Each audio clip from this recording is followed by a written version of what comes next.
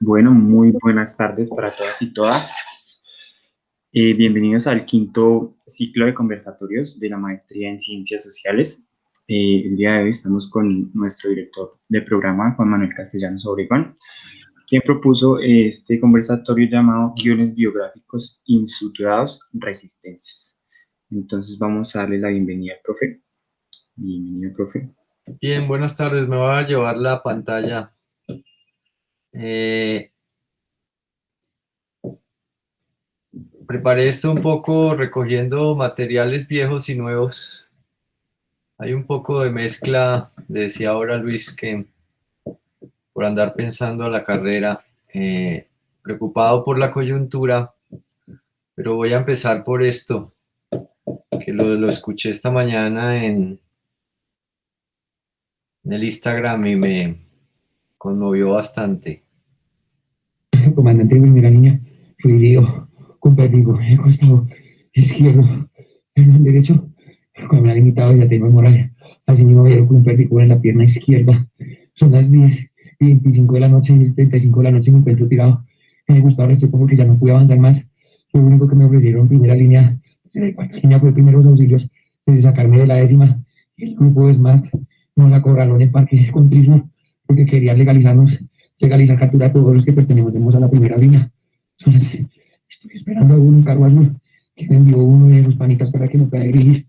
Inmediatamente me diga, estoy yo lo dejo para que si quiere pasar algo, muchachos. Somos la resistencia, los quiero mucho. Y siempre lo dije, prometí mi palabra y lo dije en la reunión de ayer, que si tenía que morir, peleando con usted, fue un dolor, muchachos. Yo lo prometí. Bien, esto, digamos, pensar esta disposición al sacrificio de este muchacho, no sé cuántos años tendrá, tiene una hija ya, digamos, viene un poco de esa idea de pensar los guiones biográficos sin sutura, más que insuturados, llenos de cicatrices, pero tampoco en constante movimiento. Digamos, es un poco la idea que hay ahí. Espero, son las 5:09. Voy a tratar de ir rápido, por ahí en media horita, deme media horita, porque lo que más me interesa es la conversación, más que lo que yo les proponga. Entonces me voy a saltar algunas diapositivas que considere que se las podemos conversar en otra fecha. Yo no sé si ustedes saben, pero yo trabajé mi tesis doctoral sobre alrededor de una pregunta que es una pregunta de generación política y es ¿qué produjo tanta leña para el monte? Era la manera como lo anuncié hace unos años y es que yo soy políticamente de la generación del 91. Era el momento cuando estaba saliendo de la Universidad Nacional, digamos que mi socialización política fue en la Nacional de los 80, que era una socialización política en un universo de movilización radical política guerrillera. Y la Constitución del 91 genera una transición interesante a un modelo de paz, posible escenario de pacificación, que en la siguiente década se pierde. Y 10 años después de la Constitución política volvemos a entrar a un ciclo de violencia irracional y loco, que fue el que generó al mismo tiempo el Caguán con las masacres paramilitares y el paramilitarismo organizado por todo el país.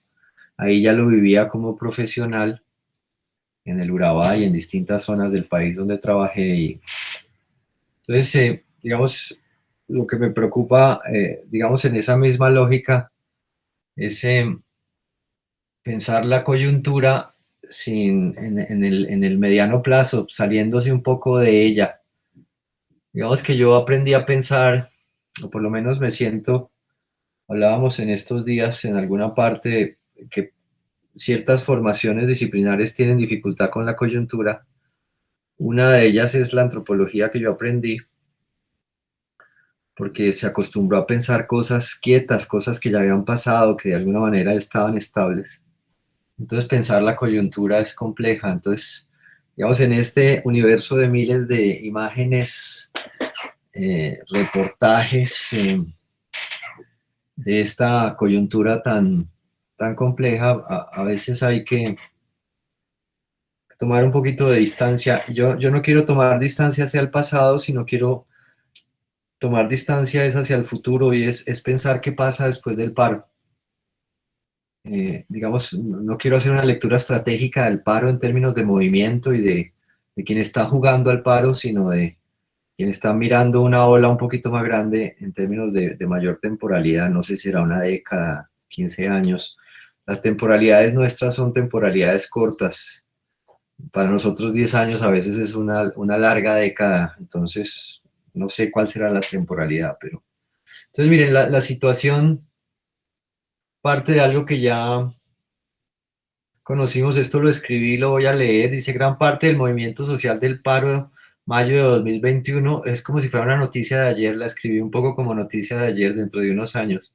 Ha sido desarrollado e enfrentado por la primera fila, por jóvenes no necesariamente universitarios, concitados desde marcos de acción colectiva local, el barrio, la barra, organizaciones populares, grupos culturales, organizaciones de víctimas, ONGs.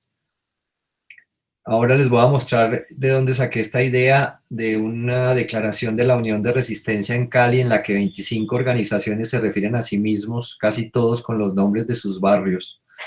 Digamos, esa es su afiliación. Cuando firman el comunicado de la Resistencia de Cali, se firman casi todos como con topónimos asociados a barrios.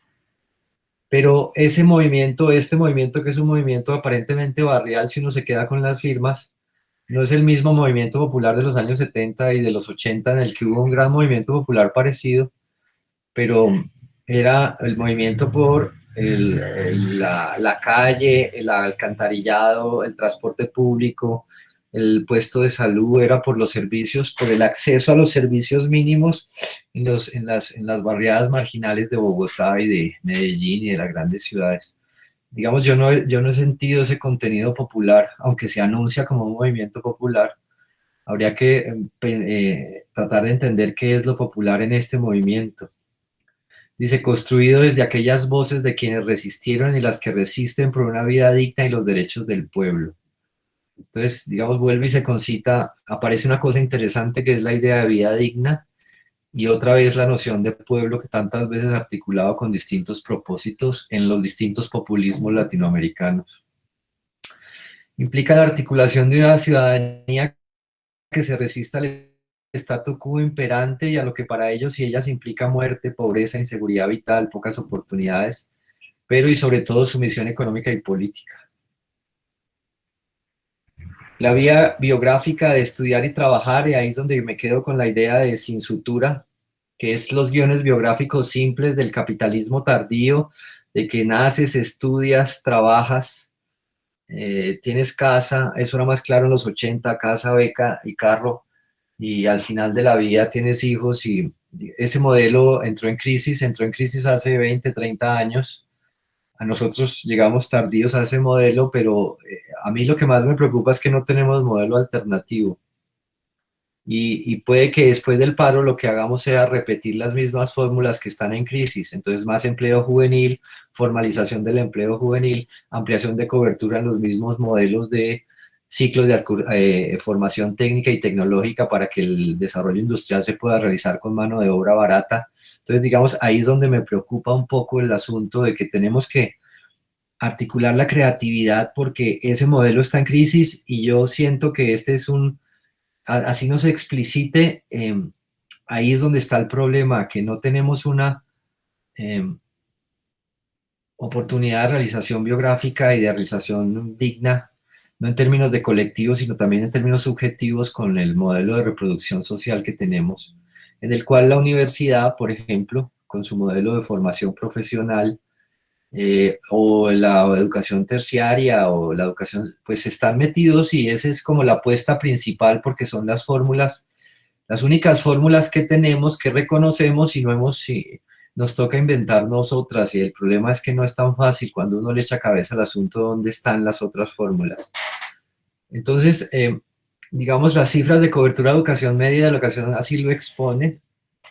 hay un porcentaje muy grande del 50% de las últimas generaciones, la mitad de los niños y niñas que han ingresado en las últimas décadas, la mitad de cada cohorte se queda por fuera, o se queda por fuera en noveno, o termina quedándose por fuera en 11 y se quedan por fuera en los ciclos selectivos. Y entonces, ¿qué son? Condenados a trabajos manuales, a trabajos informales, a la pobreza, a la marginalidad. Entonces, la solución que tiene el sistema es ampliemos cobertura, 100% de cobertura, 100% de cobertura profesional. Yo no sé si esa sea la solución, que es lo que quiero un poco discutir con ustedes. A ver, tenemos un orden social pigmectocrático, como lo llaman los sociólogos del Valle, que, por ejemplo, en Cali, que se desnaturalizó y colocó en aprietos a las familias ilustres del Valle con el enfrentamiento con la minga. Si a eso se le suma el movimiento indígena, que con autoridad subvierte este orden y expone,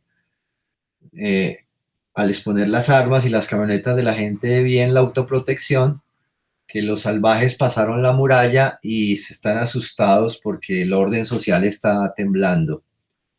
Entonces, digamos, lo que me interesa pensar es un poco qué se articula, quiénes se articulan como actor individual y colectivo y cómo se articulan más allá del acontecimiento. Yo sé que el acontecimiento se volvió un lugar político y un mecanismo político de análisis, sobre todo el postestructuralismo derridiano, pero digamos, siendo un poco más atrás en la lógica analítica, yo prefiero mantener esa tensión entre estructura y situación y coyuntura para pensar el movimiento más lento, no el movimiento tan agitado del acontecimiento.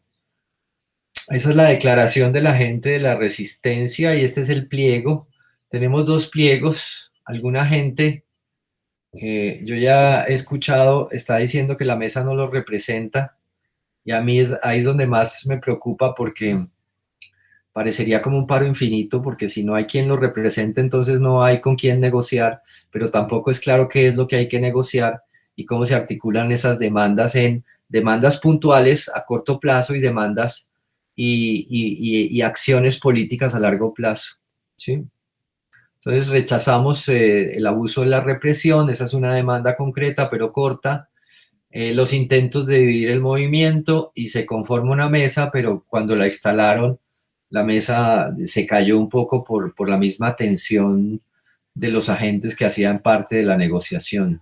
Y está este pliego, que es un pliego heterogéneo, que reúne los distintos componentes del movimiento social organizado.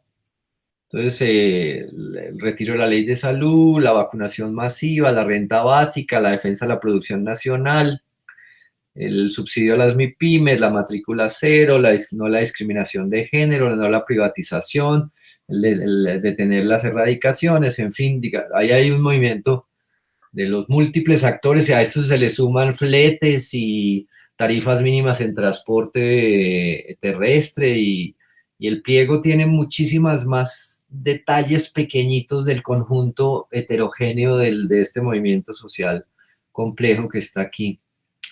Tenemos una situación efectiva ya les dije, de pobreza, de empobrecimiento, de informalidad, de cobertura neta de educación, que sería el modelo clásico que no está cubriendo, y entonces una demanda de justicia redistributiva sería matrícula 100%, empleo para todos, pero yo lo que creo es que el movimiento va más allá de esa simple demanda redistributiva en los mecanismos clásicos del Estado de Derecho actual, pero todavía no se enuncia, y creo que parte del trabajo que tenemos nosotros es ayudar a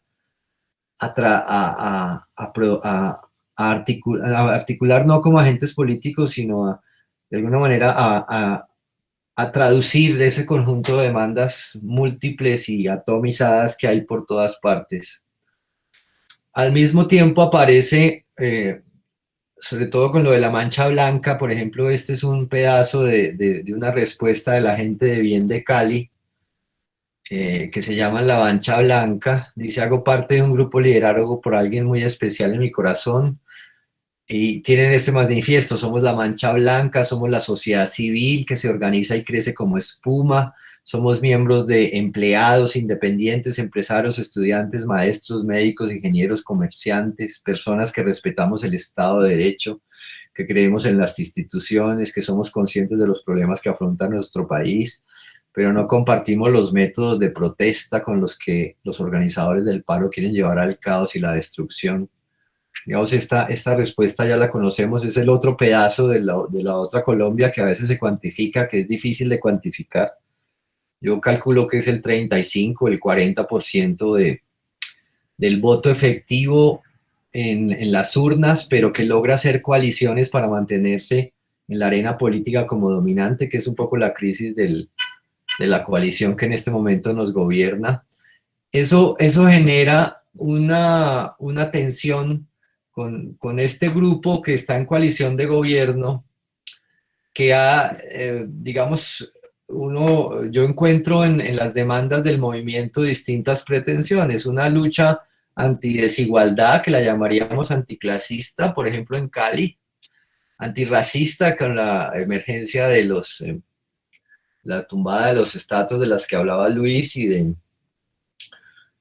la presencia del movimiento y la participación de la Minga y el movimiento afrocolombiano, antiautoritaria, sobre todo con la respuesta que le da el Estado a la represión, a la protesta, antisexista, antipatriarcal, con el fuerte trabajo de los colectivos feministas, y no sabía cómo llamar esa, digamos, anti-orden, anti-utópica, en términos de que tiene una apuesta generacional, que es ese papel particular de eso que han llamado los jóvenes como protagonistas. No me gusta la manera de nombrarlo, pero digamos, ese universo, digamos, opuesta a ese universo de seguridad, orden y negocios que nos han querido. Cuando le preguntó el Centro Nacional de Consultoría a 720 jóvenes hace 2 semanas, ¿cuál sería el logro principal del paro? El 34% hablaba de los impuestos en ese momento. Estos también, los de la Mancha Blanca, dicen que ellos no quieren seguir pagando, que no les tienen por qué cobrar más. Está en la segunda página, pero no la puse ahí. Un cambio, que dejen de preocuparse por los problemas de los políticos y se centren en los problemas de la gente, que se genere 1 millón de empleos. Entonces volvemos al relato de la informalidad y de los empleos, que no haya más hambre, que efectivamente se amplió el número de personas y de porcentajes con situación en pobreza y en pobreza extrema, que haya acceso gratuito a la universidad, estaría asociado, pero miren que esos pierden. Los dos centrales serían un asunto de orden económico y otro el que los políticos se centren en los problemas de la gente, y eso es un poco la tarea de articular políticamente cuáles son las demandas de la gente, que es lo que yo creo no está tan claro. Lograr que todos los colombianos sean vacunados.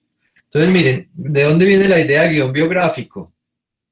La idea de guión biográfico, digamos, surge un poco de la tensión y de una interpretación que aparece por allá en los 90, y es qué fue lo que acabó con el muro de Berlín en el 86. Si fue la presión de Occidente y la articulación de Reagan con el Papa polaco y demás, o fue la incapacidad del régimen político y del orden político de controlar la subjetividad que se propulsaba y que fue rompiendo lentamente el autoritarismo y el orden propio que había construido el establecimiento de la Rusia comunista, ¿sí? Entonces, en la idea de los guiones biográficos, es la idea que vendría de la novela, y es que hay ciertos relatos mitológicos que nos narran, pero que esos guiones ya no son realizables en el modo en el que se ha construido el orden actual. Que habría una cualidad del capitalismo por su propia ambivalencia y su propia contradicción, y es que logra articular la diseminación de los guiones biográficos, digamos, y eso, en lugar de debilitar al capitalismo, lo fortalece. Entonces, digamos, la pregunta de qué queremos ser, para dónde vamos en términos de subjetividad, es tan determinante como qué queremos ser y para dónde vamos en tanto sociedad. Y son dos relatos y dos construcciones de proyecto político que van paralelos. Claro que se suman molecularmente, como está de moda pensarlo en estos días en términos de las biografías, pero son trascendentales porque si el uno no cubre el otro, el relato general no cubre el relato individual, termina por romperse el relato general por ser incapaz de representar. Nosotros tenemos una crisis de representación y yo creo que, digamos, el planteamiento que habría aquí es que la crisis de representación no es un problema de que hayamos elegido mal los políticos, sino que los políticos no representan los proyectos de vida de los sujetos que tratan de representar, y entonces ahí hay una crisis fundamental no del accionar de los partidos, sino del contenido de los partidos en tanto realización.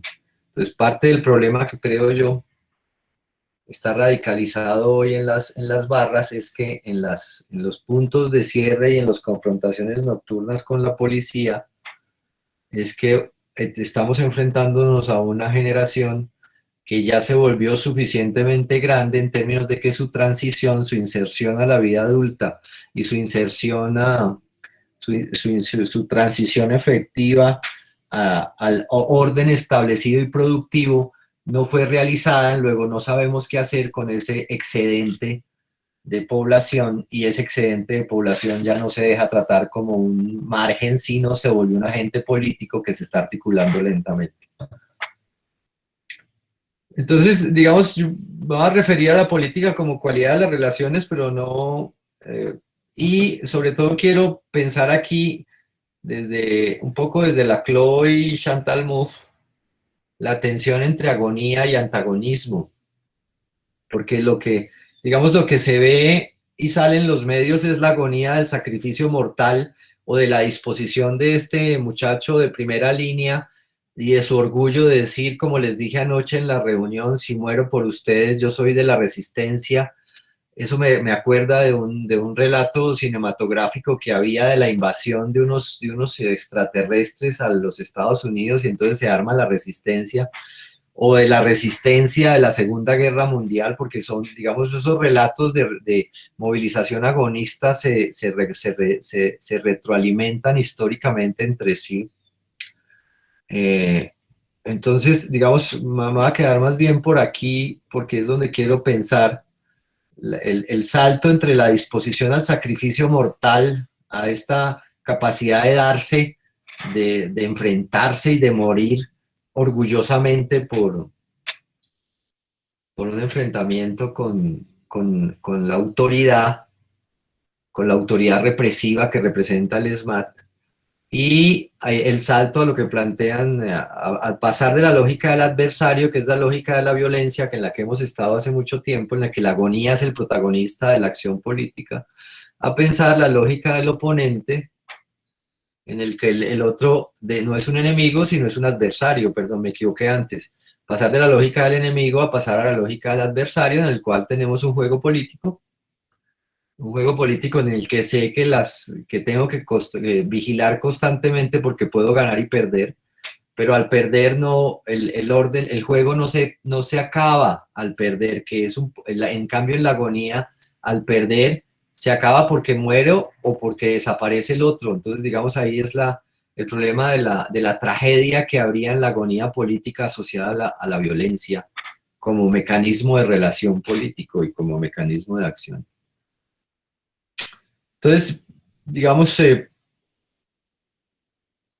al pensar la política como una cualidad de las relaciones, deja uno de pensarla como una herencia de que nosotros hemos sido violentos toda la vida y que no podemos salir de ahí, sino es de la manera como históricamente y generacionalmente construimos la relación entre nosotros y los otros, entre nosotros que nos asociamos temporalmente porque tenemos algún interés común o porque tenemos un adversario común, y los otros que van a aparecer como adversarios a la distancia o de quienes nos oponemos. Digamos, en esta lógica, que no es una lógica maximalista, el adversario siempre tiene lugar en la política. porque si no se elimina el adversario, si desaparece el adversario, se anuncia el totalitarismo y, digamos, en mi experiencia histórica, esto que enfrentamos como totalitarismo del ESMAD es una pequeña muestra de un régimen realmente totalitario en el cual usted no solamente está perseguido por un bolillo, sino vigilado en su intimidad y prevenido. Y de esos órdenes hemos tenido muchos en el siglo XX como para saber que allá no queremos llegar o volver si hemos tenido regímenes totalitarios en Colombia. El planteamiento de algunos historiadores es que realmente, no, digamos, en un margen de violencia política siempre hemos tenido un margen de un totalitarismo controlado. La última vez que experimentamos esta represión fue en el gobierno de Turbay Ayala, ahora me voy a referir a eso. De pronto, le escuché en estos días,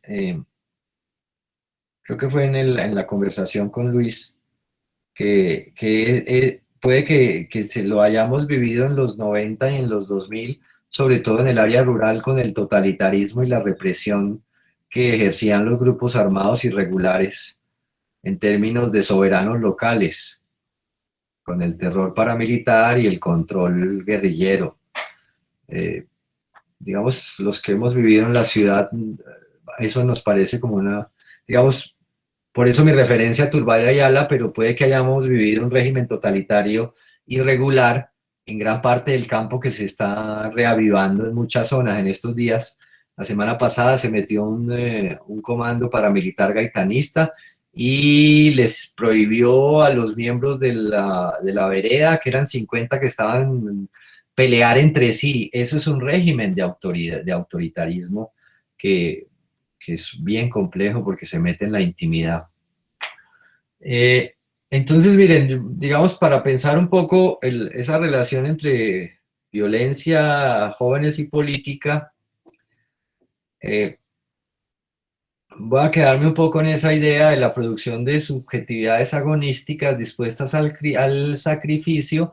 Y la pregunta, que es la que más me preocupa, es qué y cómo y quién capitaliza esas disposiciones agonísticas.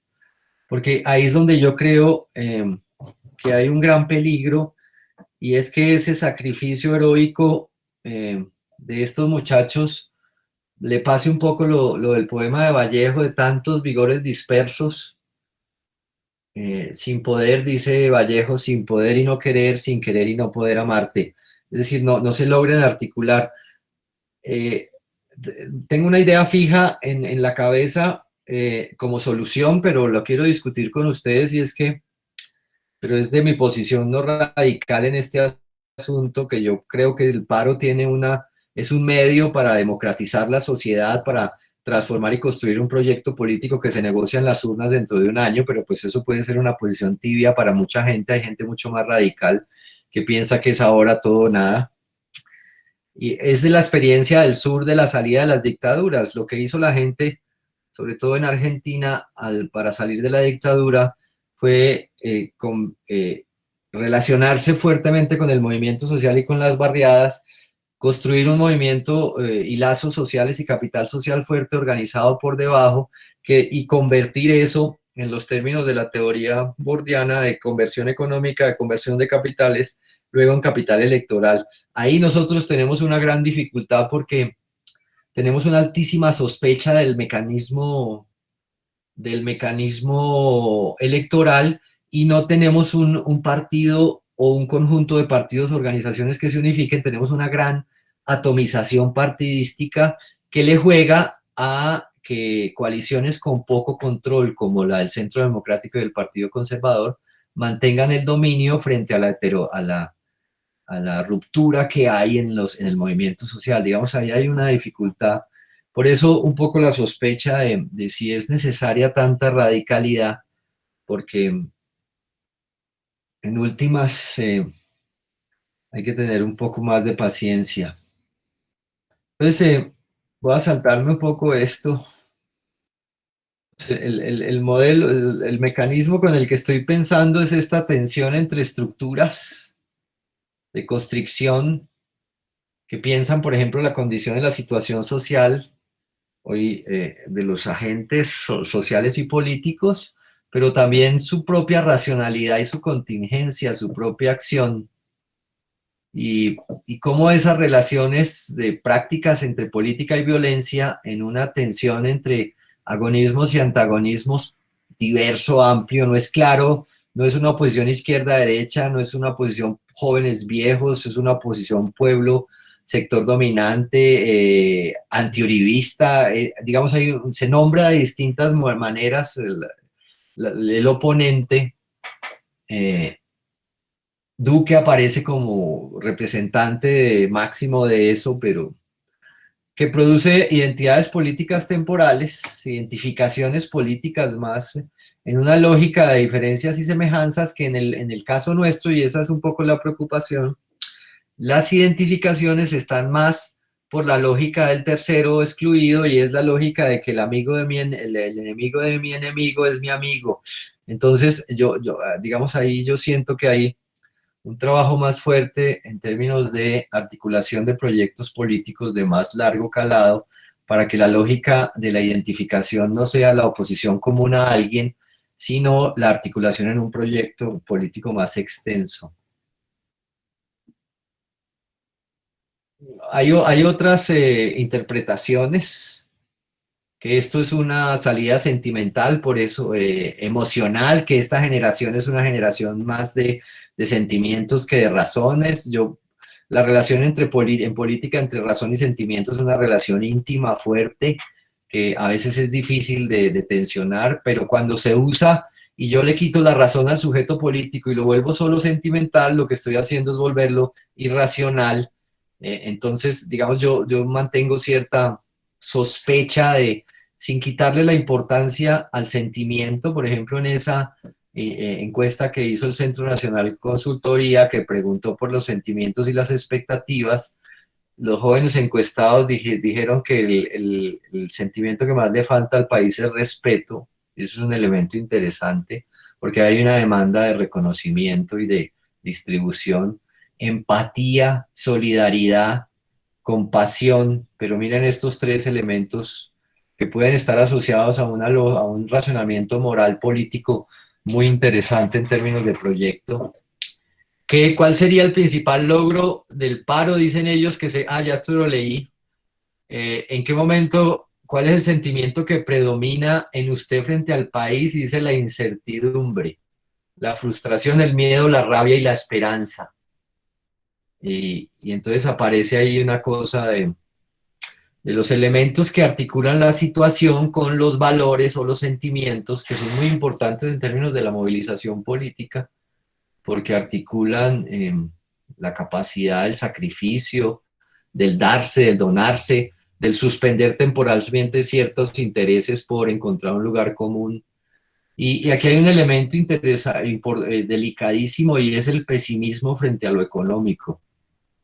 Sin caer en un determinismo económico de la explicación del modelo, el problema de tener solucionadas las condiciones básicas de vida siempre atraviesan la vida social, y si tenemos un país precarizado con el 50% en condición de pobreza y de pobreza extrema, pues pensar lo económico es un elemento trascendental. Luego, el contenido político del proyecto que articule tiene que estar por ahí. Digamos, yo lo que creo y lo que les he dicho es que para pensar esta tensión de la primera línea, no sé si digamos, la tensión que nos cruza en tantos sujetos históricos entre pertenencias y adscripciones de largo plazo, que juegan de distinta manera en esas identidades múltiples situacionales que tenemos, en tanto hombres, en tanto mestizos, en tanto colombianos, en tanto profesionales, en tanto nacidos en alguna región, en fin, esas lógicas de largo plazo, con las de corto plazo, que son la idea donde nace el Cronos, la corta duración, que es la biografía realizable. En la tensión entre, que es donde se juega la política, y ahí es donde yo creo que estamos en este escenario de contingencia, en el cual tenemos ciertos proyectos que están haciendo agua. Entonces, digamos, estamos en el fin del neoliberalismo, estamos en un momento de transición, y la transición es hacia que al socialismo del siglo XXI, a un modelo, a una democracia radical, la radicalización del liberalismo como modelo. No sé, digamos, eso no está tan claro, y yo creo que no lo hemos discutido con suficiente calado. Entonces las historias, digamos, digamos, a mí me preocupa en este momento pensar el papel de la universidad, que sería un proceso de socialización institucionalizado, de larga data, lento, que tiene un modelo que se transforma muy poco, que lee muy poco las demandas particulares de las personas que llegan aquí, que se actualiza muy poco en términos del contexto, y que no tiene proyecto político claro porque de alguna manera está imbuido en el modelo de desarrollo del Estado, y entonces ahí eso limita su capacidad de acción y creación.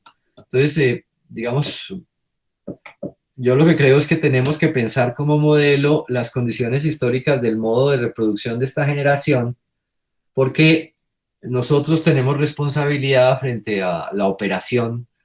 Digamos, somos operadores de algunas de esas instituciones de reproducción social que siguen intactas, que nadie les ha dado duro. Digamos, las feministas le dieron duro a la familia, pero a la universidad le está dando duro es el neoliberalismo con la educación virtual y los proyectos de corto plazo, y con y las empresas que quieren formar a sus propios agentes porque la universidad no se los produce. Eh, y el trabajo está siendo puesto en sospecha por las plataformas y por Uber y la gran industria, pero digamos, ese modelo general de transformación, por lo menos nosotros seguimos un poco en el discurso del siglo XX, quieto, como si no hubiera pasado nada, y reproduciendo, en términos de la movilización política, cierta mímesis. Entonces hablábamos cuando estaba Luis, yo me acuerdo de esta figura del guerrillero heroico como modelo político de una generación, la generación de los 80 y los 90. Y habría que mirar un poco cuáles son los memes de la generación cuál es el prócer, la idealización del agente político que está moviendo a esta generación. Digamos, tenemos una cantidad de conflictos. Entonces, por ejemplo, en México aparecen descritos etnográficamente unos muchachos que se llaman los todas o todo o nada, dispuestos a jugársela tempranamente, que estaban un poco ya descritos en la lógica del Medellín de los años 80, en un cuento muy bonito del peladito que no vivió nada.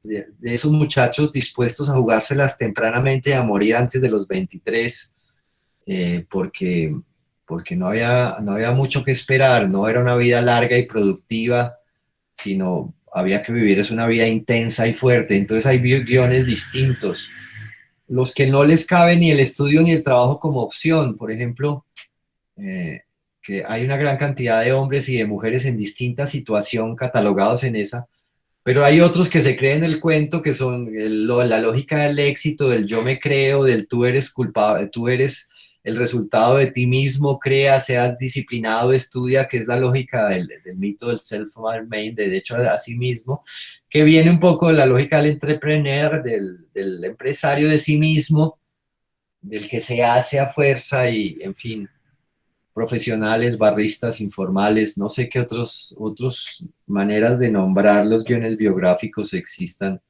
en este momento. En un momento delicado de desestabilización de las identidades colectivas que producen proyectos políticos,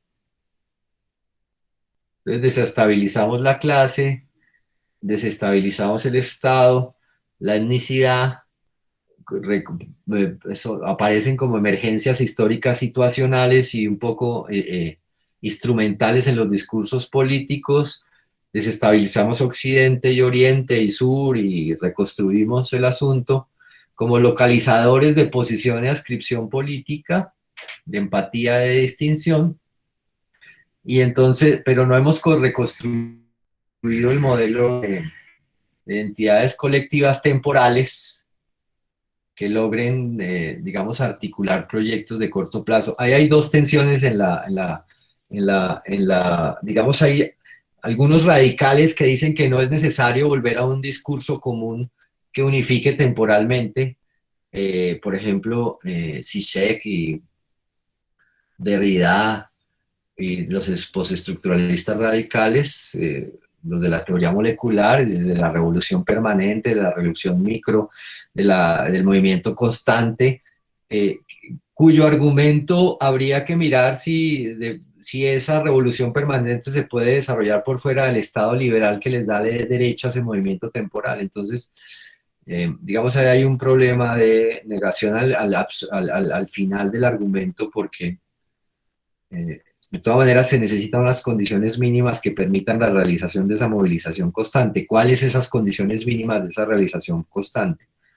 Entonces, digamos, ahí hay una tensión. Por el otro lado, hay quienes plantean que necesitaríamos ciertas unidades, proyectos históricos temporales, adscripciones temporales, hegemonías temporales de proyectos políticos que consoliden, por ejemplo, un Estado democrático, un Estado digno, un Estado no racista, un Estado no sexista, en fin, un Estado equitativo, que eso no se construye solamente desde la molécula contemporánea, cotidiana, individual, sino que hay que construirse como proyecto político. Ahí es donde creo yo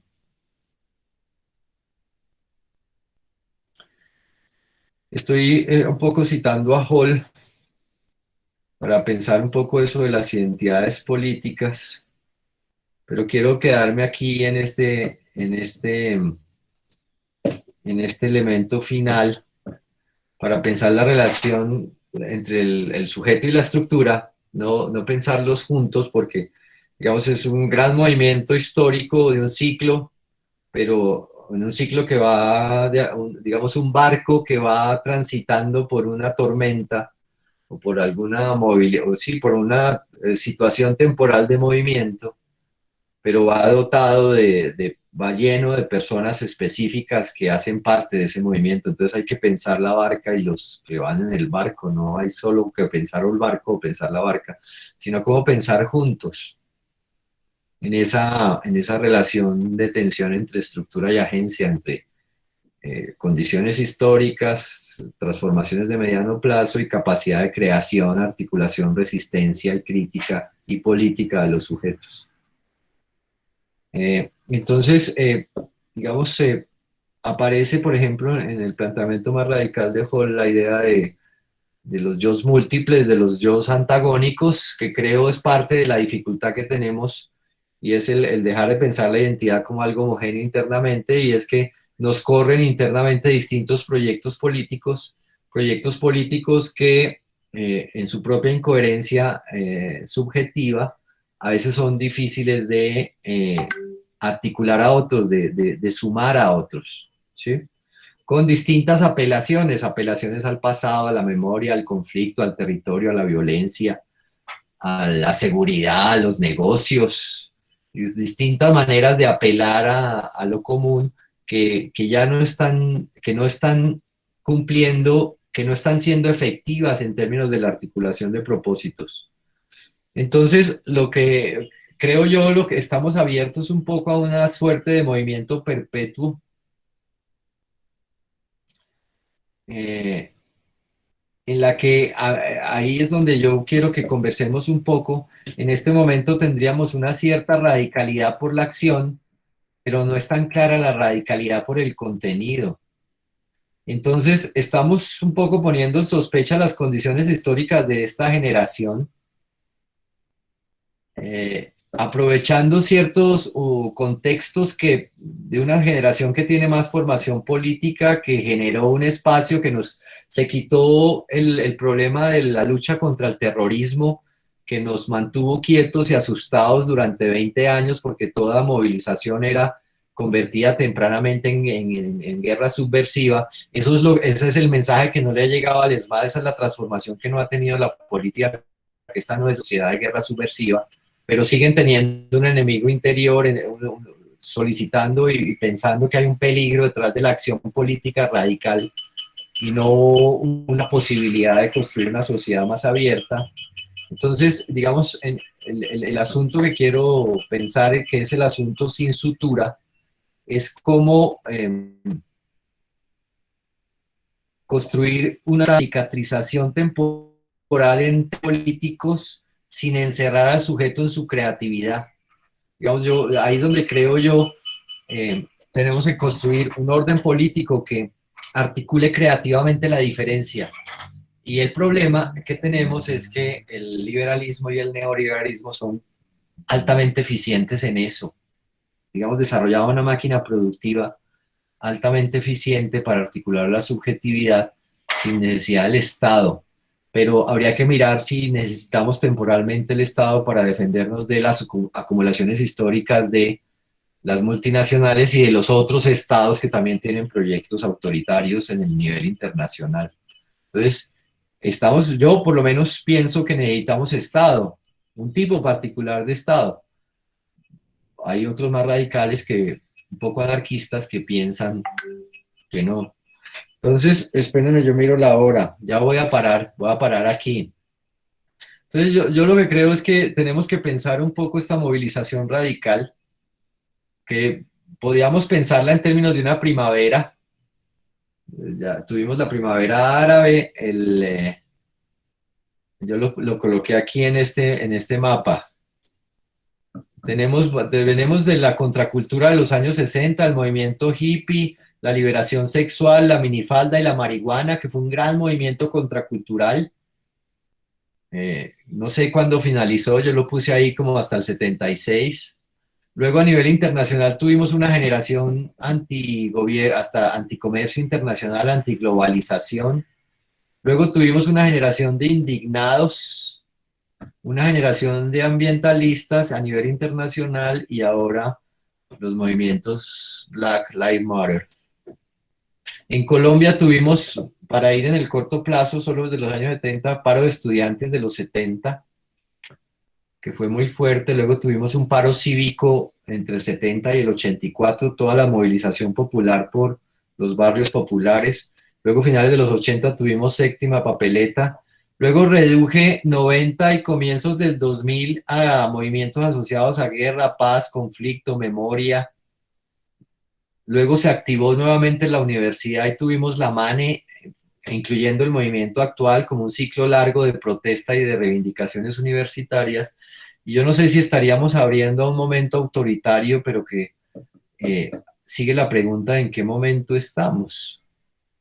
Si es simplemente la reacción al proyecto fallido de Uribe, que se suspendió con Santos, del autoritarismo para terminar con la Constitución del 91. Entonces nuestro proyecto a corto plazo es recuperar la Constitución del 91, que ya hace agua en estos 6 gobiernos posteriores al 91, 1, 2, 3, 4, 5, 6, 7, 8 gobiernos, 9 gobiernos. ¿O cuál es? Porque también por ahí vi que hay gente radical planteando asamblea constituyente y no sé, hay que pensar ese escenario. Tenemos en América Latina un ciclo de regreso a la democracia en el sur, un ciclo de socialismo del siglo XXI, en el que estuvo Venezuela, Bolivia, Ecuador, Argentina, Brasil. Luego hubo un cierto regreso a la derecha y estamos en un tránsito al trumpismo, y Colombia no ha salido de allá, porque pues el proyecto de Santos fue un proyecto liberal, excepto en el proyecto de paz. Entonces, estamos, como dice Buenaventura, en un tránsito al neoliberalismo. ¿En qué momento estamos? Eso es un poco lo que quiero que pensemos. Entonces, este es un ciclo corto de protesta, de un ciclo más largo. ¿De qué ciclo? Es simplemente la reacción a un gobierno autoritario de autoderecha que no desarrolló el acuerdo de paz, que está tratando de hacer reformas radicales antes de irse porque no tiene seguro mantener suficientes votos para estar en el poder en el siguiente periodo. la eliminación el acuerdo de paz permitió la multiplicación de los agentes plurales de política, y entonces lo que estamos viviendo es una revitalización de la política ciudadana y de las ciudadanías, pero todavía mantenemos agentes de violencia armada en el campo. Es el COVID, no sé, yo quiero terminar ahí porque no quiero cansarlos, hay más cosas, pero quiero que conversemos. Esto es más un asunto para conversar. Eh, Gracias, maestro, por su presentación y por su análisis tan detallado. Entonces vamos a abrir una primera ronda de comentarios, de preguntas. Quien quiera participar, por favor, levante la manito y puede conversar. Uno a la vez, por favor.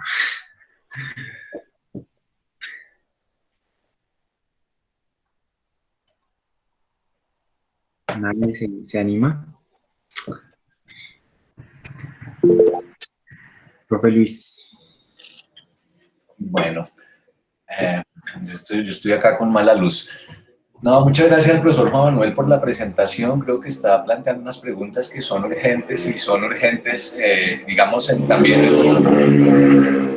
no solamente en términos de los análisis más generales que podríamos hacer o proponer nosotros quienes hacemos antropología, sino que creo que pueden ponerse también en relación con lo que podemos hacer como estudiantes y profesores de la carrera de antropología, digamos, en los lugares concretos en donde estamos, porque creo que tienen que ver con qué tipo de preguntas nos hacemos, con qué es lo que podemos entender en esta circunstancia y hacia dónde creemos que el asunto puede ir.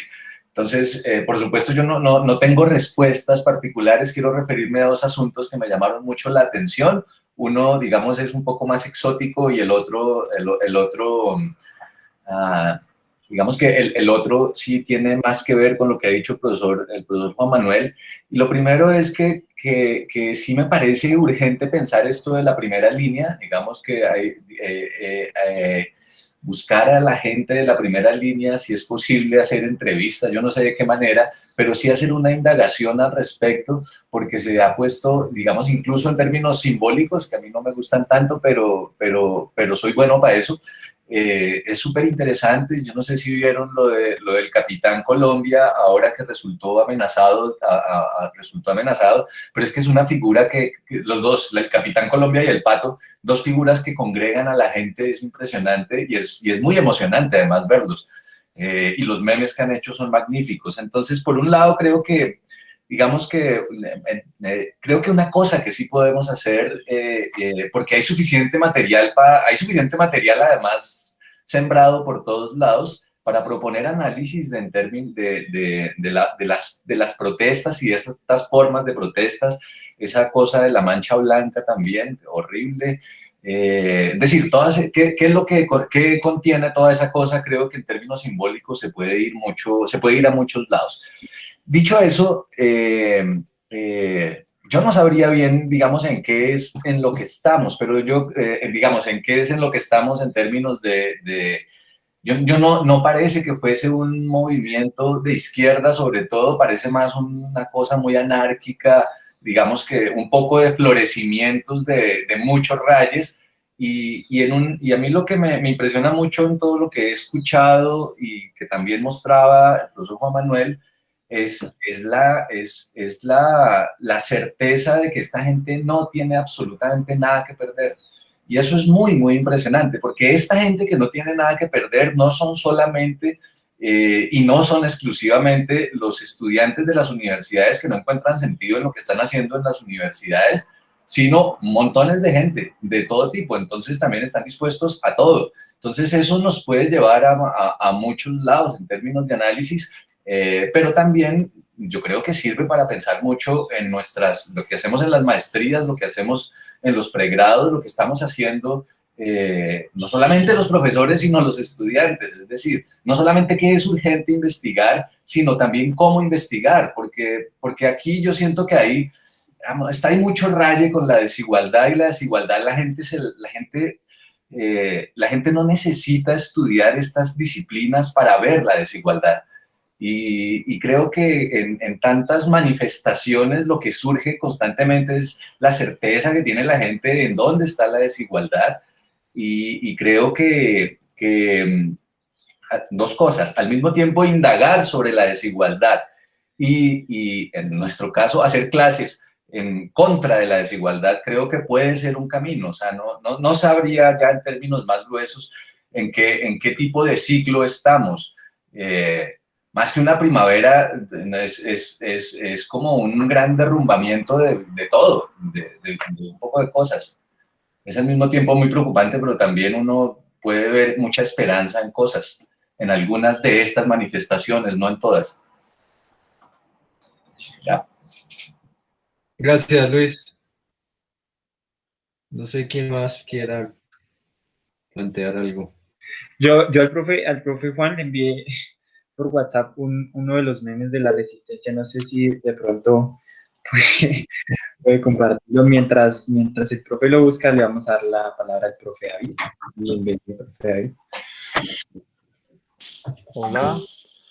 Yo estaba pensando un poco con lo que Juan nos estaba exponiendo, y es que, pues claro, mi enfoque ahorita está en la desigualdad y en los viejitos. Y yo ahorita estoy viendo que mucho, obviamente, lo que se ve y lo que están en lo que llaman la primera línea son los jóvenes, ¿no?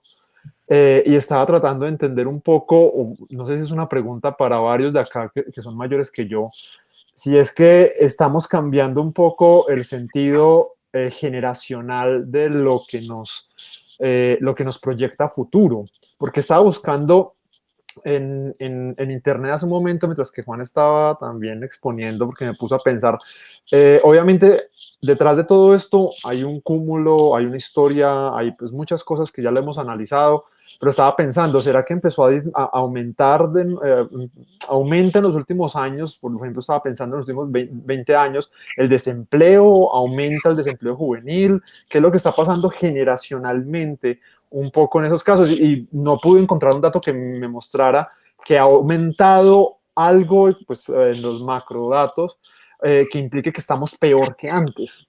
Como no sé si es que también tenemos un cambio de perspectiva futuro. No sé, por ejemplo, ahorita cómo estamos pensando un joven de 15 años, 16 años, cómo se piensa futuro y cómo se pensaba en los años 70 una persona de la misma edad, y cómo eso si tiene algún tipo de relación o de impacto frente a la participación de la protesta y lo que hoy en día se está ejerciendo. No sé, estaba pensando un poco en ese tipo de cosas, sobre todo pues por mi perspectiva de pensar viejitos, porque uno se pone a ver y claro, el desempleo juvenil y toda la situación juvenil es desastrosa actualmente, pero si uno va a los datos, tengo datos que muestran que más del 50% de las personas mayores no tienen ningún ingreso, ninguno, absolutamente ningún ingreso, y eso también es una cosa pues bastante trágica. O por ejemplo, datos que muestran que las personas mayores, las que hoy tengan más de 60 años o más, no tienen ninguna,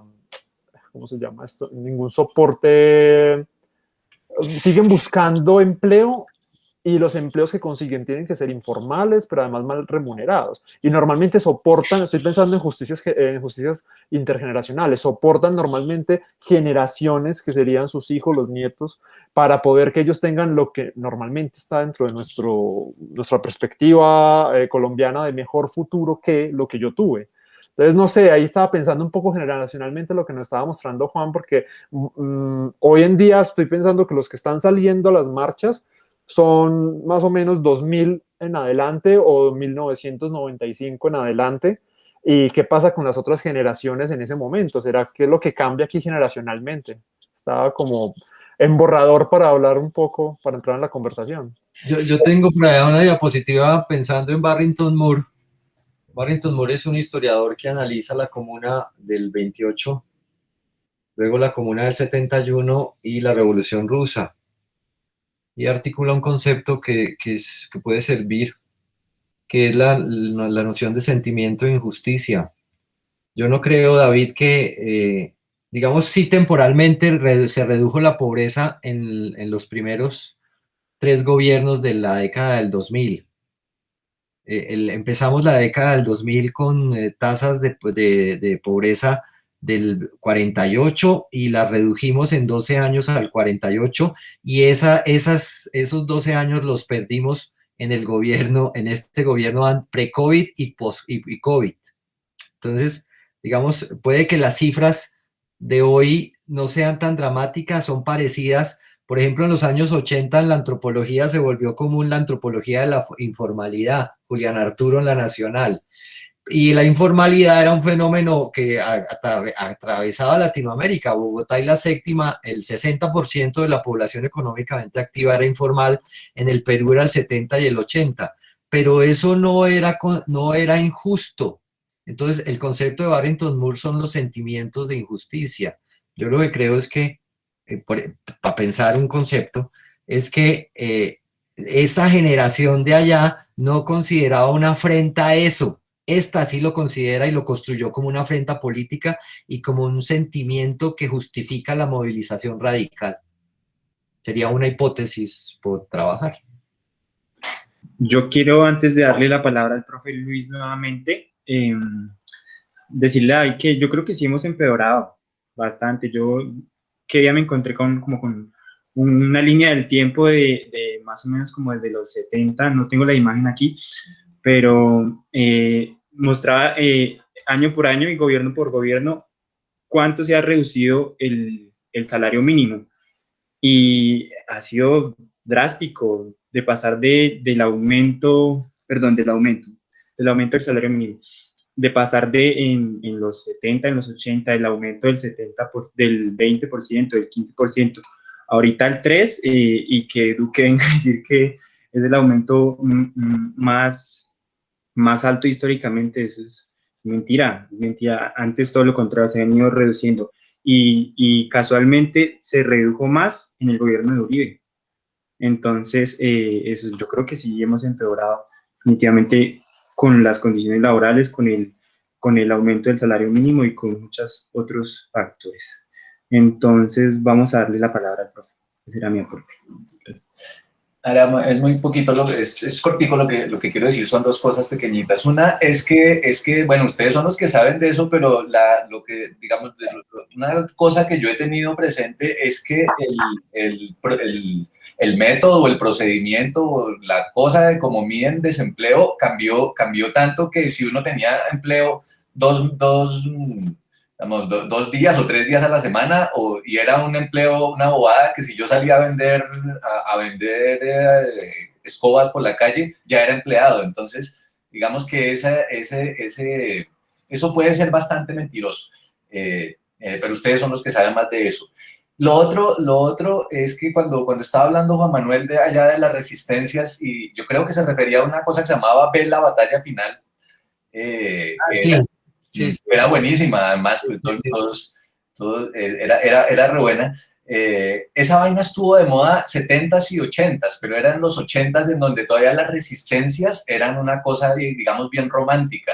Y ese romanticismo de las resistencias, honestamente, parece que desapareció en los 90s y los primeros 2000s, pero se ha vuelto a romantizar y se ha vuelto, digamos, con la explosión de un montón esto es para un estudioso de estudios culturales, con la explosión de un poco de series y vuelta de Star Wars, que mi hijo acá fue el que cayó en cuenta, la resistencia de Star Wars, las resistencias allá en un poco de series de mundos apocalípticos, también la emergencia, la explosión de las narrativas apocalípticas por todos lados, hace también que esta generación esté, digamos, al borde o se sienta, y nos sintamos muchos como que al borde de un fin del mundo, y como que en un fin del mundo, pues, digamos, como que puede pasar cualquier cosa, y por eso también es esa narrativa, no me gusta hablar de narrativas, pero sí esa cosa, digamos, espantosa también, digamos, muy dura de estar dispuestos a morir, de anunciar la muerte y de irse a morir. Y está en un poco de memes todo el tiempo, pero también está con estos, pues con la joven que se suicidó después de sufrir violencia sexual, con este man, con Villa, o sea, tenaz. Entonces ahí está, ahí hay, digamos, un poco de elementos que se juntan, ahí, como decía mi abuelita, se juntan el hambre con la gana de comer. Que es un poco lo que hay en esta imagen de Colombia resiste, carajo, ¿cierto? ¿Sí la están viendo? Sí, Sí, sí, sí, sí, re bonita esa imagen. muy buena ilustración. Bueno, yo creo que Juan Carlos Mora levantó la mano, entonces vamos a darle la palabra a Juan. Bienvenido, Juan. Hola, bueno, gracias.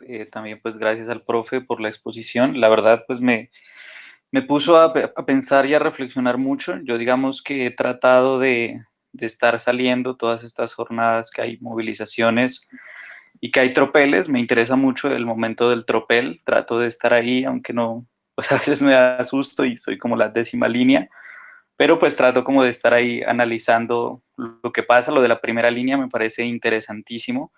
Lo primero que quería preguntarle al profe, pues yo últimamente he estado como también acercándome al tema de los movimientos sociales y hay pues varios teóricos que hacen como la distinción, digamos, entre lo que es pues una protesta y un movimiento social, ¿no? Entonces yo quería preguntarle al profe cómo ve este tránsito, digamos, en qué momento deja de ser protesta y se vuelve un movimiento social y qué es lo que caracterizaría un movimiento social, porque en este caso como es tan heterogéneo, tan ecléctico, tan difuso, si se podría catalogar pues como movimiento social y cuál sería, digamos, en términos como teóricos para entender ese tránsito.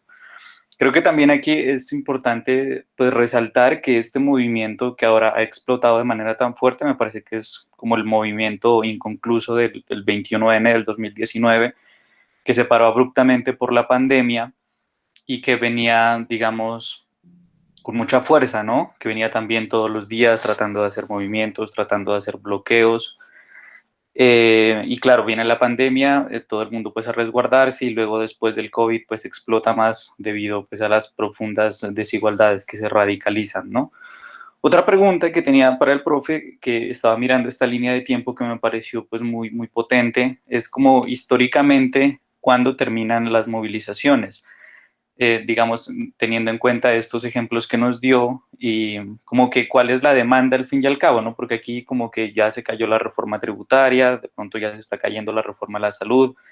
En este caso, pues parece que va a ser como que no se sabe, ¿no? Entonces, digamos, preguntar también en qué momento terminan las movilizaciones, si son por demandas puntuales o en este cambio es una cosa, en este caso, perdón, es una cosa mucho más amplia. Y otros comentarios más, pues simplemente que me ha parecido muy interesante y muy potente la unión de los barristas, digamos, en la primera línea, que es algo muy brutal que ha pasado, que siempre han estado pues como en escenarios antagónicos, que no se podían encontrar en un parque o no se podían encontrar en una plaza porque pues había guerra de cuchillos y ahora ver estas imágenes como de los barristas encontrándose y sintiendo como cierta hermandad para enfrentar al gobierno, me ha parecido que eso, digamos, de la primera línea es muy fuerte. Otra cosa que he visto también de la primera línea y que me dejó pensando, una intervención que hizo una compañera en una charla pasada y era que pues hasta qué punto se está romantizando, ¿no? La primera línea, es decir, cuáles son, pues digamos, un poco las críticas o las fracturas que uno podría ver.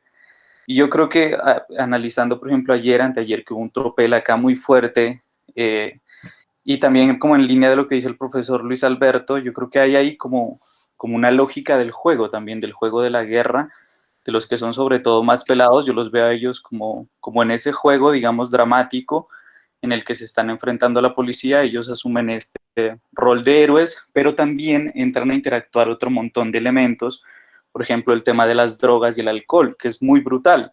Yo me di cuenta que, por ejemplo, acá en Pasto siempre están como vendiendo licor, entonces, de hecho, y estos manes corren con uno cuando caen los gases, y los primera línea y muchos tropeleros se alicoran muy duro y ahí se vuelven como muy temerarios también y fuman mucha vareta y entonces también se vuelve todo así como una locura, pues un parche en el que también empiezan a interactuar otras cosas que no es solo como que estén súper concentrados en la primera línea, sino que es como una diversión también, es un juego.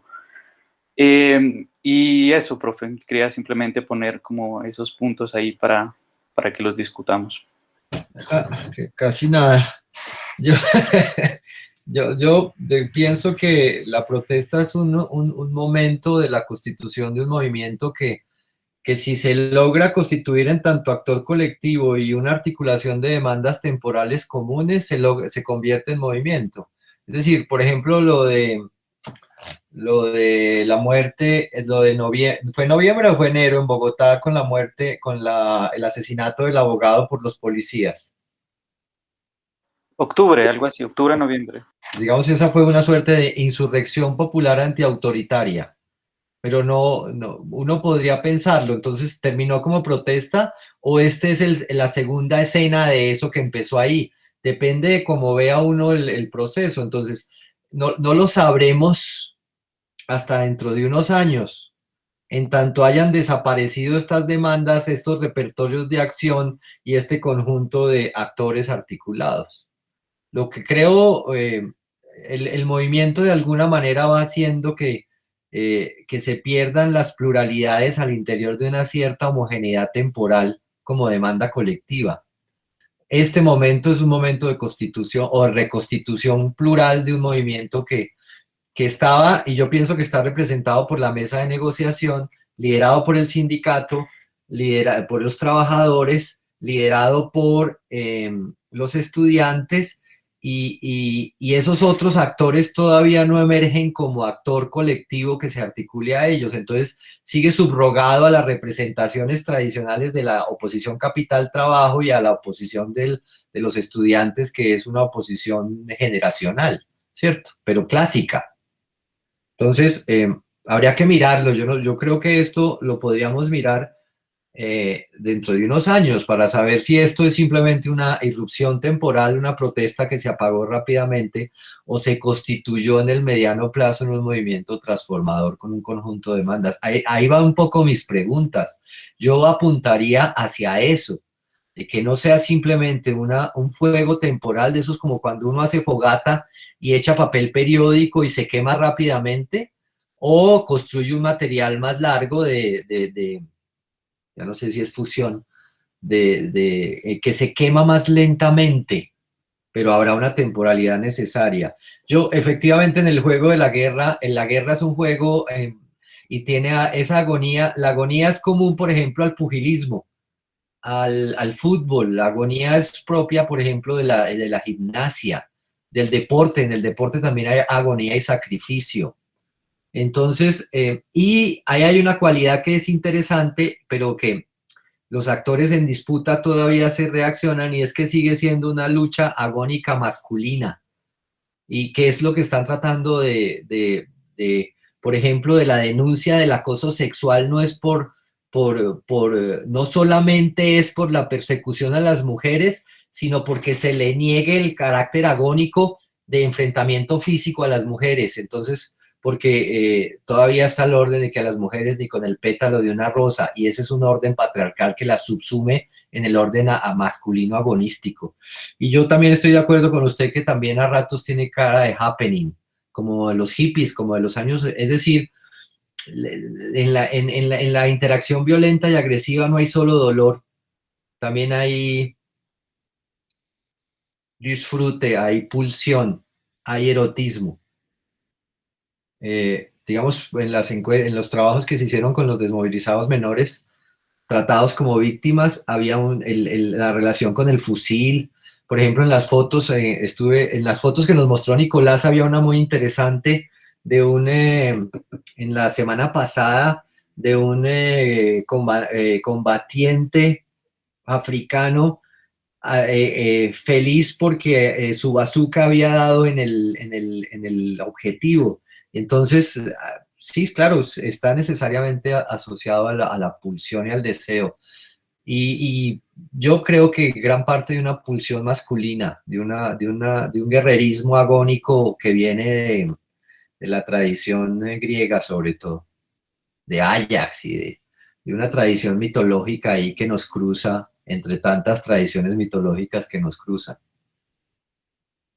Máster, pero la mesa no está liderada por jóvenes. De hecho, yo veía, creo que es en la silla vacía en donde hacían este análisis, y la gran parte de los, no sé, los representantes, de los asistentes de la mesa, son señores ya, pues, no sé, los sindicatos, de los diferentes organizaciones, y hay muy pocos jóvenes, y brilla por su ausencia la presencia de mujeres jóvenes. Entonces también es un poco que hace falta un poco más de representación de la juventud porque pues son los jóvenes quienes están poniendo el pecho a las balas y no sé, pienso que debería ser si es una mesa de diálogo, debería ser un poco más inclusiva, ¿no? Claro, pero es que no es claro cuál es la demanda. Es decir, es solo empleo, es renta básica universal. ¿Cuál es la demanda del sujeto joven? Educación, Trabajo, matrícula bienestar. gratis. La demanda trabajo la están haciendo los trabajadores. La demanda empleo la están haciendo los universitarios y los otros. Entonces, por ejemplo, yo no veo representado al movimiento popular, al movimiento que, si bien los jóvenes son los que se dan un garrote, ellos se anuncian como un movimiento localizado en el barrio, en Siloé. Y ese es un movimiento cultural con un proyecto. Por ejemplo, habría una demanda generacional de joven que la había en el movimiento ambientalista y es el problema del egoísmo intergeneracional y es qué mundo nos están construyendo. Yo no he visto que es un poco la demanda que hay en el movimiento libertario que hay en París en este momento, que es una demanda intergeneracional y es qué mundo nos están construyendo, ¿sí?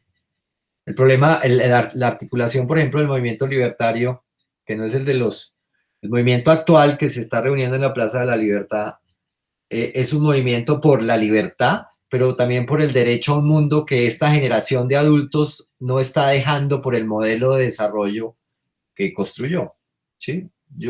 Esa es un poco las demandas que yo no veo tan claras.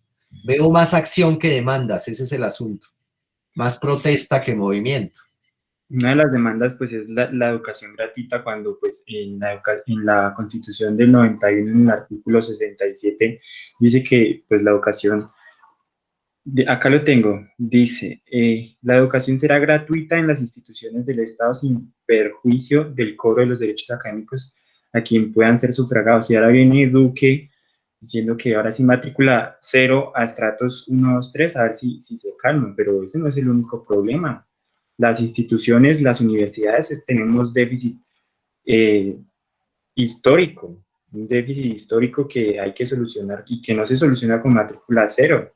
Entonces son muchas más problemáticas que pues están siendo, digamos así, objeto de lucha y que deberían ser, y hay muchas más que todavía necesitan salir a la luz. Entonces, yo creo que es solo eso. Acá hay un comentario de Isabel antes de darle la palabra a David. Isabel Gómez dice, debo retirarme, pero dejo la inquietud sobre la importancia de la pandemia para desencadenar la precariedad institucional, laboral y educativa, que de hecho es lo que estamos discutiendo. Es saber si la pandemia también es un carácter que puede ser un detonante de lo que está sucediendo en Colombia y en el mundo. Muchas gracias por el espacio. Gracias, Isabel. Es la importancia de la contingencia, que es el problema de los modelos analíticos estables y deterministas, y es que la contingencia, que es lo imprevisible, siempre está ahí presente, el azar está ahí presente, y la pandemia llegó y desató una sindemia, hizo visible otro conjunto de cosas. Sí, claro, tiene toda la razón, Isabel. Sí, así es. David. Yo quiero agregar a eso, es que sigo pensando generacionalmente lo último, y es que eso que está diciendo, por ejemplo, Daniel, que en la mesa del paro, pues del diálogo, no aparecen jóvenes. Realmente yo quiero descentrar un poco la discusión frente a la edad, porque pues, precisamente por la perspectiva que tengo, y es que no aparecen los representantes de los ninis, y los ninis no son solamente los jóvenes, porque por ejemplo a una persona mayor no solamente tiene dificultades de conseguir trabajo, sino de seguir estudiando. Lo que le pasó, no es una persona mayor, este joven de Pereira, que pues, fue muy violento, simbólicamente hablando, los comentarios que salieron, y uno que hace con 37 años en la universidad. Le pareciera que no tuviera derecho por tener 37 años a seguir estudiando o empezar sus estudios. Entonces, por ejemplo, en la mesa del paro ni siquiera aparece un grupo que va más allá de la edad, que son los ninis. Y son los que ni trabajan ni estudian, y eso incluyen a personas jóvenes, a niños, a mujeres, a adultos mayores, que no tienen, por ejemplo, se llega a una edad también, pensándolo generacionalmente, que pareciera que lo único que se puede hacer es laburar, y pues obviamente en este sistema es bien complejo laborar, pero se le quita inmediatamente la posibilidad de seguir formándose. Entonces en esa mesa no solamente es que falten los jóvenes, faltan son los ninis, que es como, no me quiero volver setentero marxista, pero pues esto no sé si se vuelve un problema de clase muy tajante, porque el Siloé y todos estos espacios son realmente lugares marginados y son independientemente que sean jóvenes o adultos o mujeres, es un grupo social marginado históricamente. Yo estoy de acuerdo en algo y es, digamos, Lucas, por ejemplo, porque a mí alguien también me hizo ese comentario de que como si fuera sospechoso estar 37 años estudiando en educación física, y entonces que es un guerrillero profesional, un estudiante universitario, entonces la primera sospecha. Luego nos apareció como un maestro zen, como un personaje con altísimo coeficiente de inteligencia, y entonces ese es el mejor ejemplo de un guión biográfico sin sutura. En el modelo de reproducción generacional actual, Lucas no tenía lugar, era un outsider. Un poco esa canción de los chilenos del baile de los que sobran. Y el problema es que ya no es el ejército industrial de reserva que va a producir, que vamos a incorporar creativamente para que mejore la productividad y el crecimiento del país, sino ese modelo de incorporación está haciendo aguas. Ahí es donde tenemos que pensar políticamente las opciones y pensar institucionalmente las opciones, porque son muchos los que sobran, los que ya no caben en ese relato biográfico, ¿sí? Esa es un poco, de una manera, si quisiera resumir el planteamiento de toda la carreta que le planteé con el ejemplo de David, me permite pensar en alguna categoría sociológica muy interesante de un autor muy querido que es Howard Becker, y el problema es que los outsiders ya dejaron de ser minoría. Ahora los outsiders, los que están por fuera, los que no tienen un lugar, se volvieron una mayoría importante, se volvieron conscientes y tienen un sentimiento de injusticia frente al no caber, a que el statu quo no los incorpora, pero no quieren ser incorporados en el statu quo, quieren cambiar el statu quo. Yo creo que ahí está un poco la promesa de este movimiento, de esta protesta para convertirse en un movimiento social que se articula mundialmente, no es un movimiento local solamente.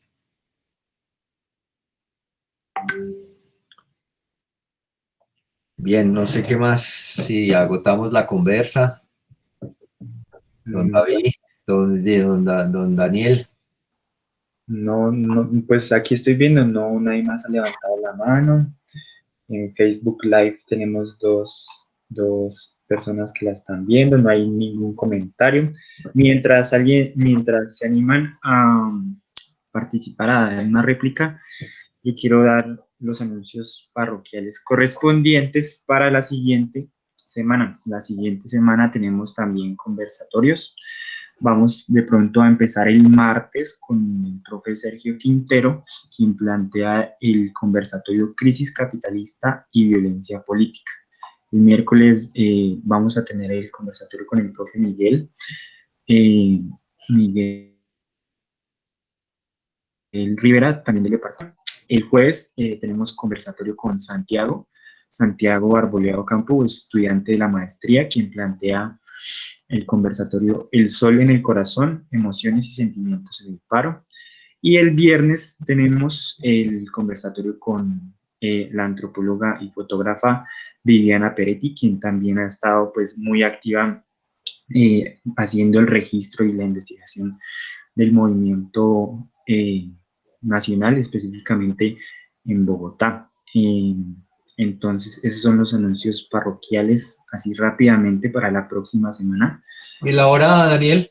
Estoy por confirmar las horas, yo les estaré compartiendo, pero se pretende se mantenga el mismo horario de 5 de la tarde. De pronto el miércoles, si es más temprano, a las 2, pues estoy esperando la confirmación, pero se pretende se mantenga este horario de 5 de la tarde. Miércoles está citada movilización.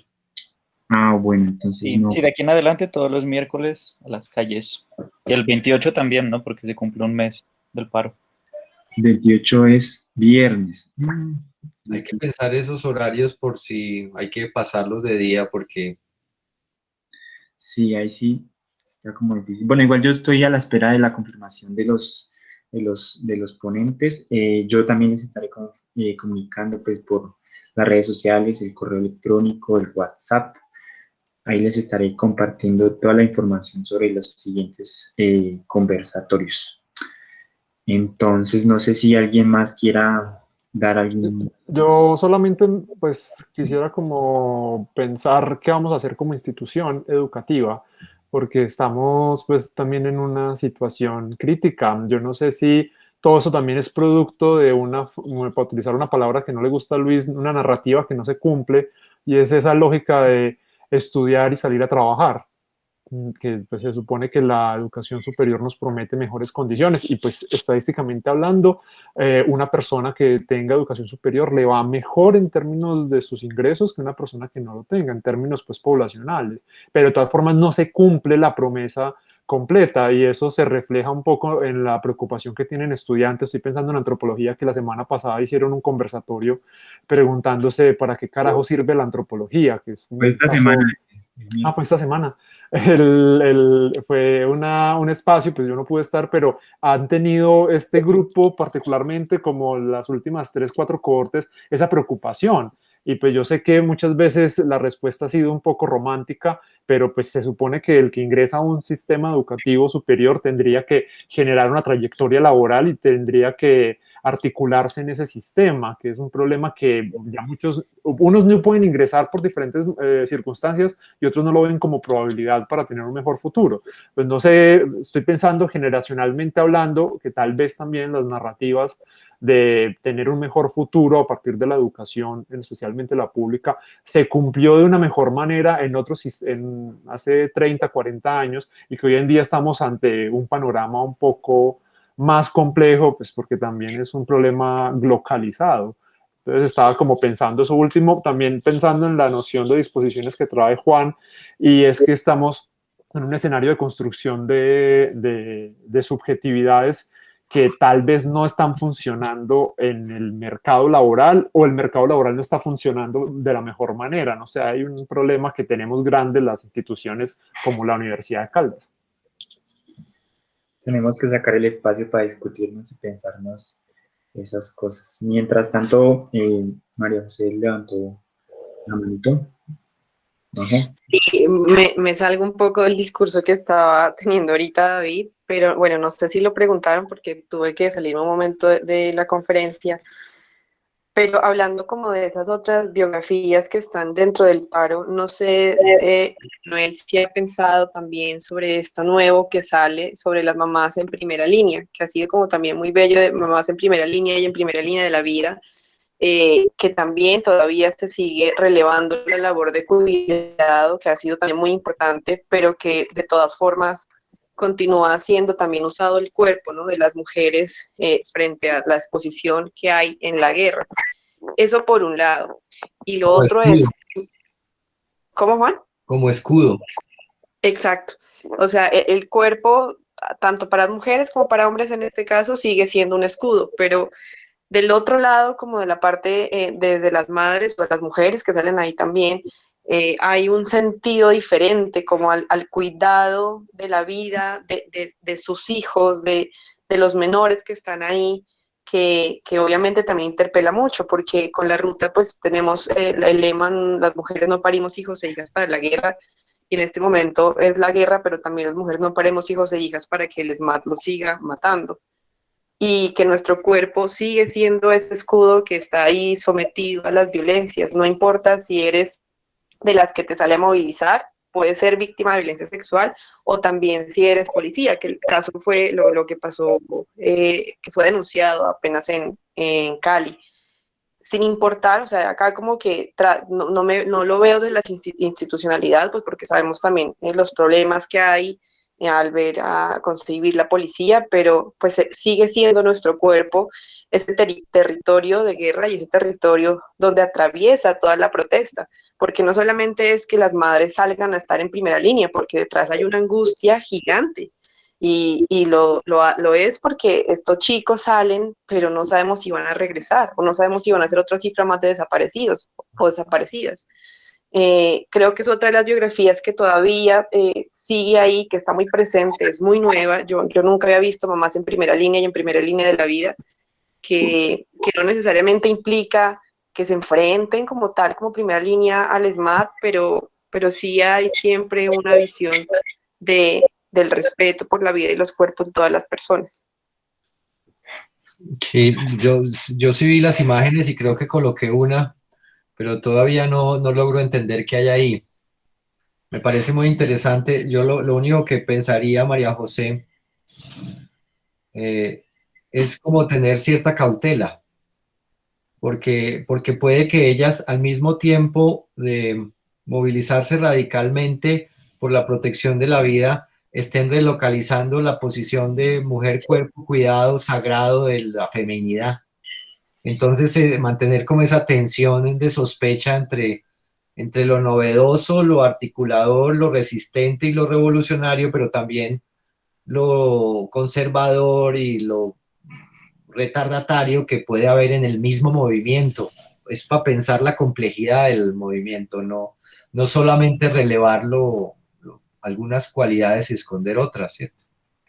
Claro, es justo eso lo que me he puesto a pensar, o sea, sigue ubicándose en la protesta social un lugar de cuidado, que es muy importante, pero sigue siendo un rol femenino, ¿no? Que ha estado como marcado en toda esta idea, aunque ahí habría que utilizar unas pinzas muy, muy buenas, porque de alguna u otra manera la primera línea está combatiendo, sí, pero también está cuidando a las personas que están protestando. Entonces, todo esto que se une desde los análisis pues de género, como las protestas y las movilizaciones sociales, esto me parece algo, no sé si llamarlo novedoso o no sé, pero sí tiene unas pistas que no solamente se unen al movimiento coyuntural que estamos viviendo, sino a la ubicación siempre de la mujer, que está ahí todavía cuidando, pero que también está resistiendo, ¿no? Y, por ejemplo, hubo algo muy particular, por ejemplo, en la primera línea de Pereira, cuando hubo la movilización por el caso de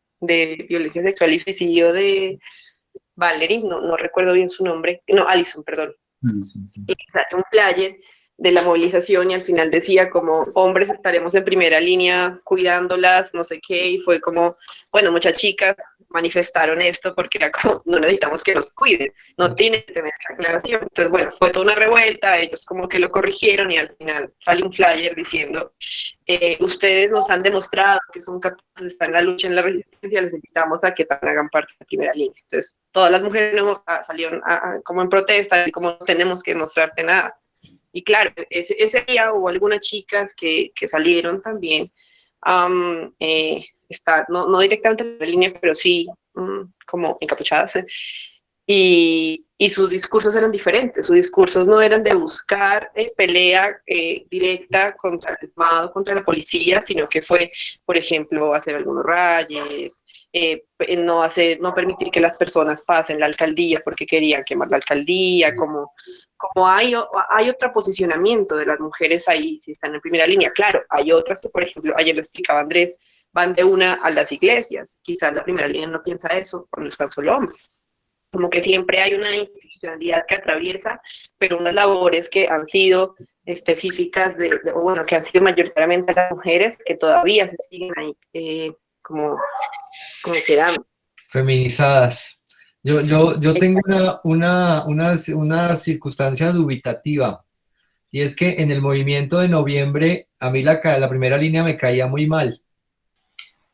Me acuerdo que en el 8 de junio yo fui de los que grité diciendo que nosotros no necesitábamos quien nos protegiera, porque ellos entraron, me acuerdo, entraron vestidos de negro, con unos morrales tapados, una figura rarísima, hicieron como un desfile militar, se pararon al frente y dijeron a la asamblea de estudiantes y profesores que venían a defendernos. Y yo fui de los que me paré y dije, no, nosotros no necesitamos quien nos defienda, porque para mí era como una reproducción del régimen anterior de la movilización radical, en el que había una vanguardia del proletariado que era la guerrilla que nos protegía, y ese movimiento a mí me pareció siempre muy autoritario. Pero entonces ahora la posición dubitativa frente a un Estado represivo aparecen reconstruidos simbólicamente. Ese mismo movimiento de reconstrucción simbólica lo tuvimos con la policía y el ejército. Cuando yo era estudiante en los años 80, la parca y ser policía era lo peor del mundo. Era la institución más desvirtuada. ¿Qué fue lo que logró la derecha lentamente en los 90? Reconstruir la posición simbólica del ejército y la policía. Por eso es tan importante para el uribismo mantener el apoyo moral y simbólico al ejército, porque se demoraron 2 décadas en reconstruir eso. Cosa que al final de los 90, los egresados, los profesionales, querían entrar al nivel ejecutivo de la policía y antes tenían problemas, tenían que tener servicio militar obligatorio para reclutar, después podían seleccionar y a finales de los 90 y la primera década del 2000 se reconstruye tan simbólicamente el ejército, la policía y la aviación y la marina que ya se dan el lujo de seleccionar, ¿sí?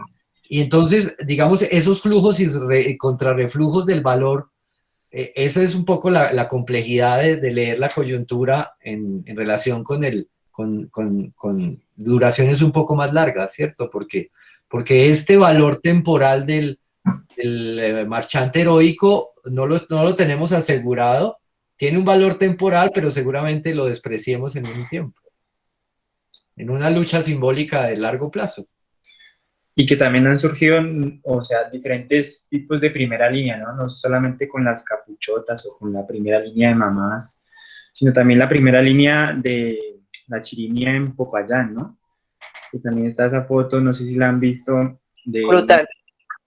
una chirimía haciendo resistencia frente a la tanqueta, ¿sí? Entonces también son actos muy brutales, muy, muy interesantes que van surgiendo así de la nada, no solamente con este tema pues, de la primera línea, sino son cosas que van sucediendo. Con el man también, el Superman, el que ya amenazaron, ¿cómo fue que le pusieron?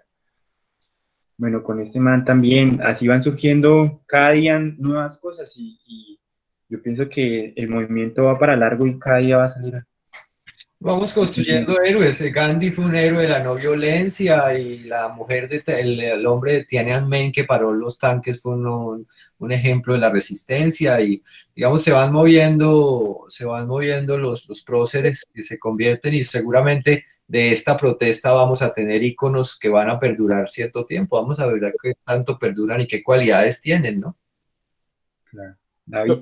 No, solamente me pongo a pensar algo mientras que están hablando de la primera línea. Yo no tengo redes sociales hace mucho tiempo. Me entero sobre todo por WhatsApp los estados de algunas personas de todo este asunto de primera línea, sé de qué trata, pero lo que me parece bien curioso es cómo hemos naturalizado unos conceptos propios de la guerra, traídos a un espacio civil y en una confrontación entre, se supone que una fuerza del Estado que no está en guerra con nosotros. Entonces es increíble la manera de cómo naturalizamos eso. Yo estoy pensando un poco, me acordé hace mucho tiempo, la primera vez que salí del país, le contaba a unos estudiantes de antropología en Argentina, yo era estudiante de antropología, lo de la tarjeta militar, y era increíble ellos cómo se impresionaban que yo tenía que tener tarjeta militar para poder graduarme de la universidad pública, para conseguir un trabajo público, y solamente el hecho de tener una tarjeta, una libreta militar. Entonces, es increíble también cómo ha permeado nuestro discurso todo este asunto de la guerra, y ahora pensándolo cuando María José hablaba de primera línea de las madres,